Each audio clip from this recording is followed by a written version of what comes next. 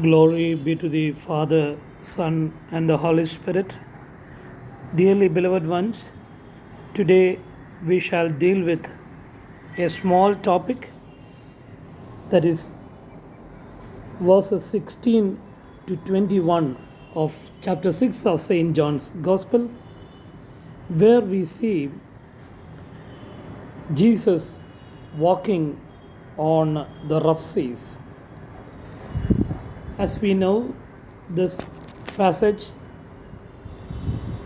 gives the fifth sign recorded by St. John the Apostle in his Gospel.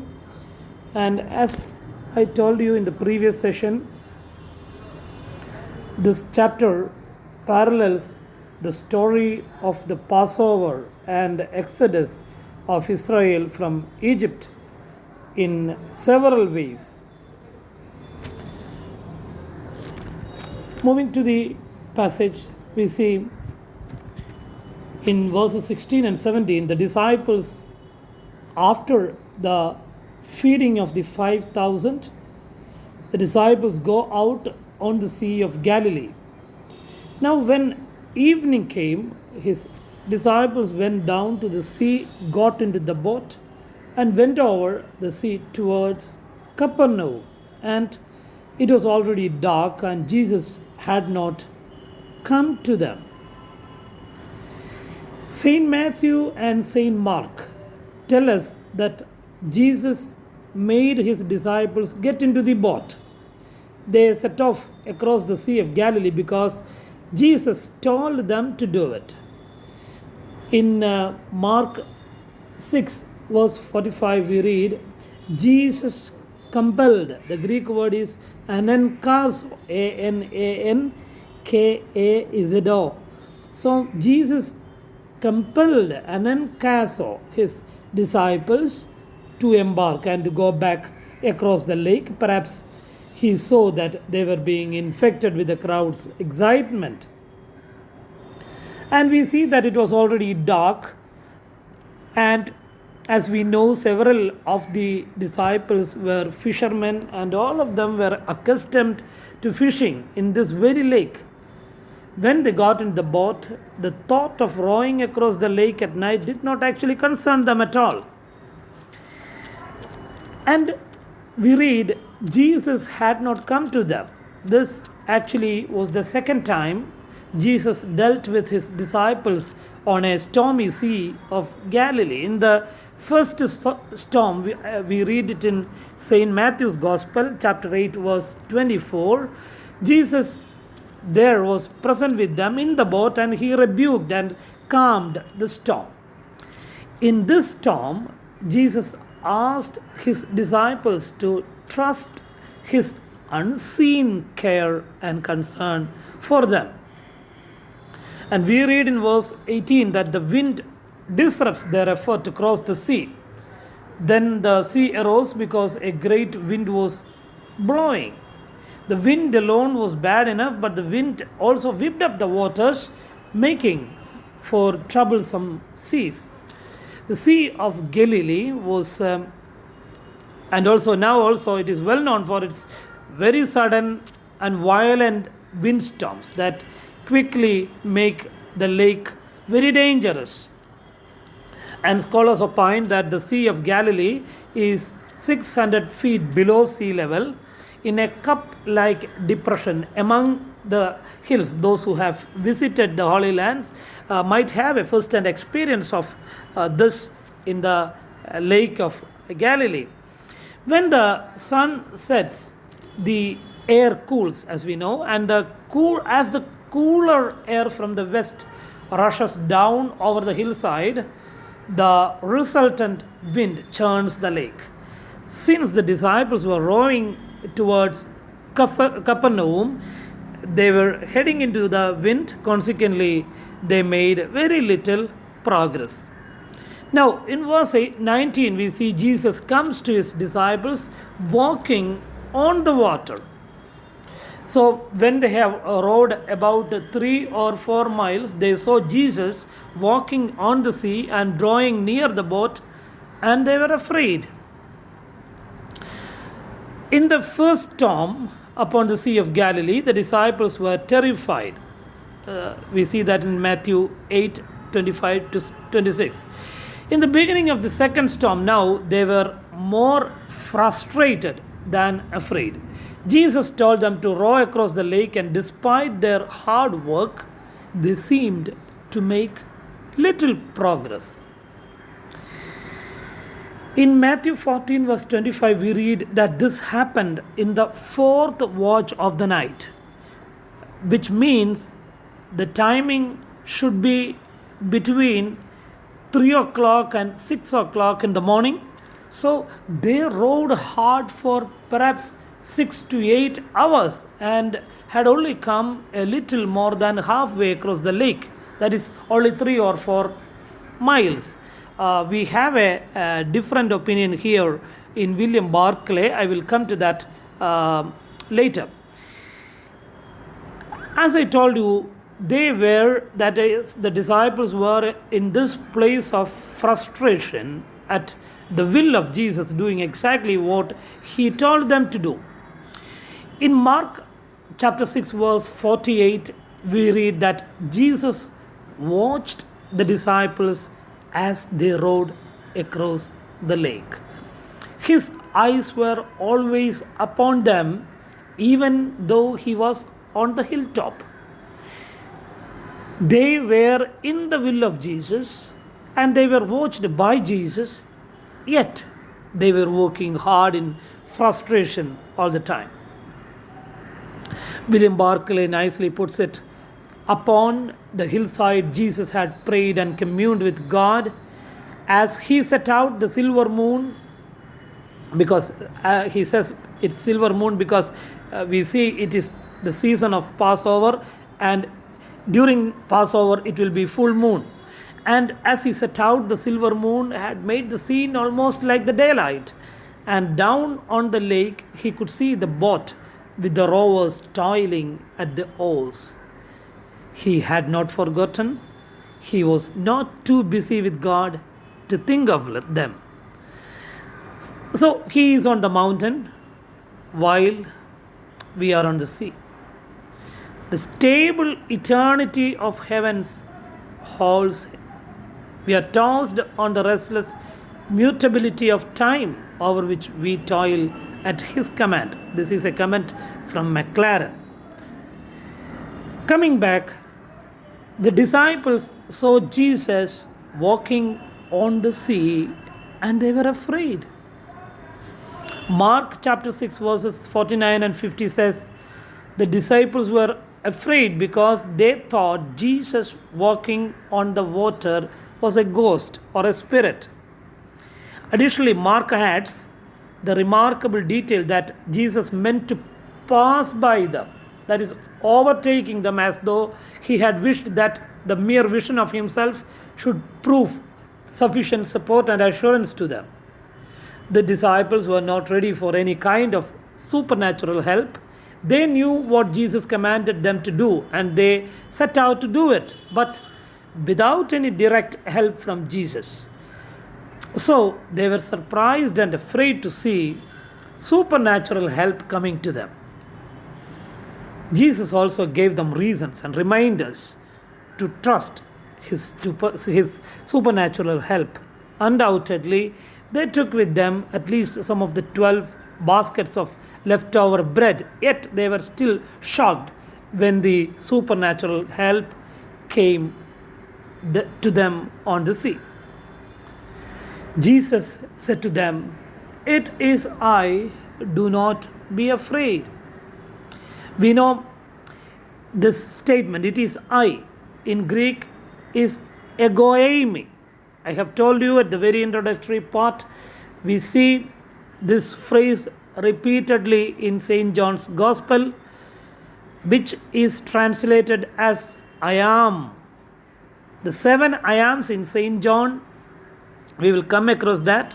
But here, egoemi, it is I, have the nature of divine designation. But here, it simply means it is I.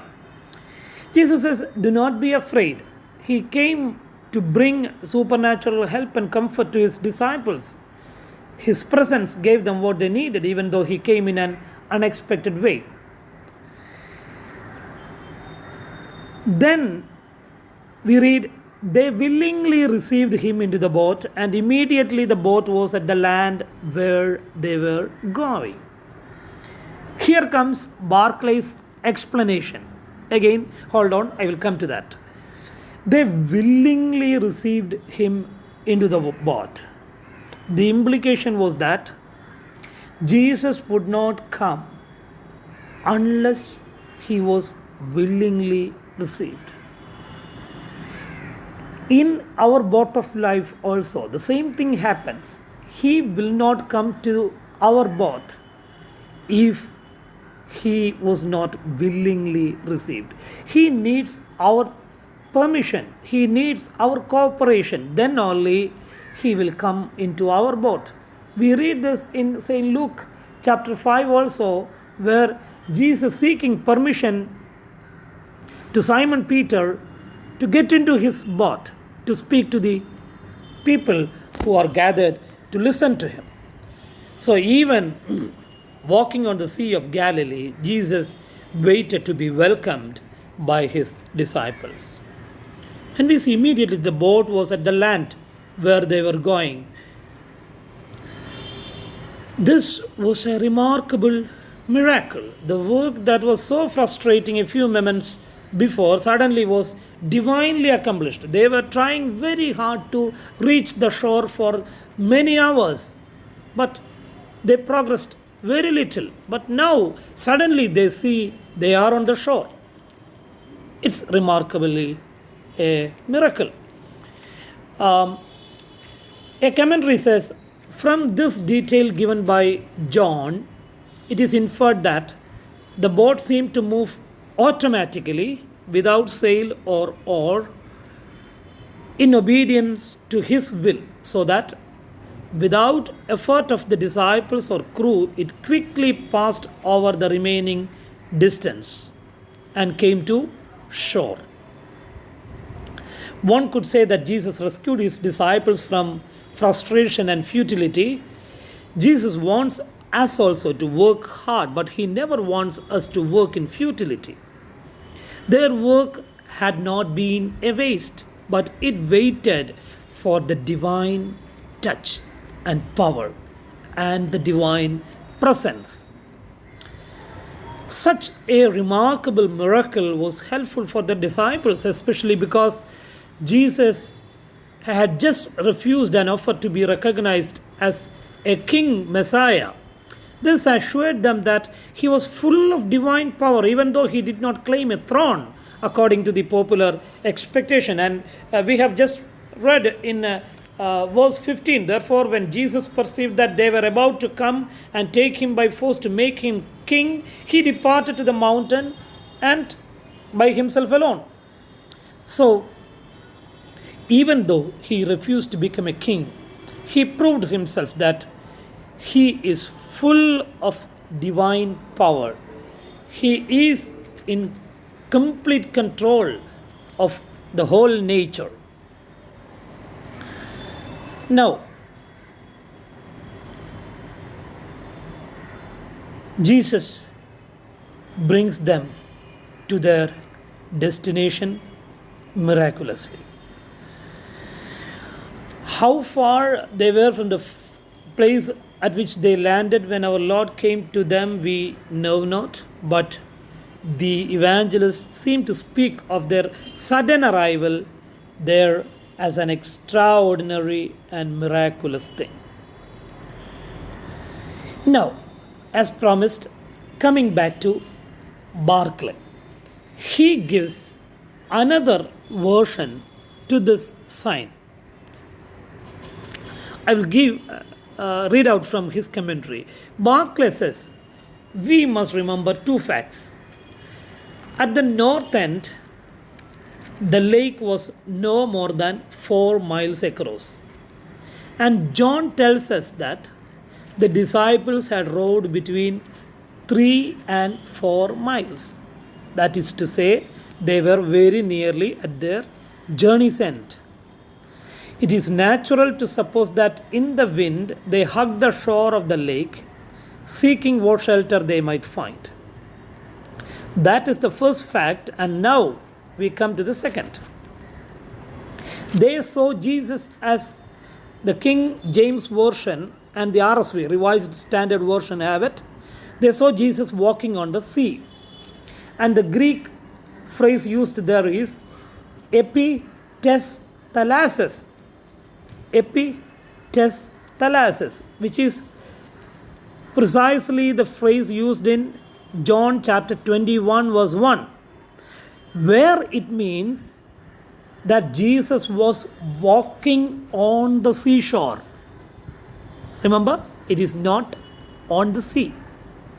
That is what the phrase means, according to Barclay, in this passage also. Jesus was walking epi tes thalasis, that is by the seashore.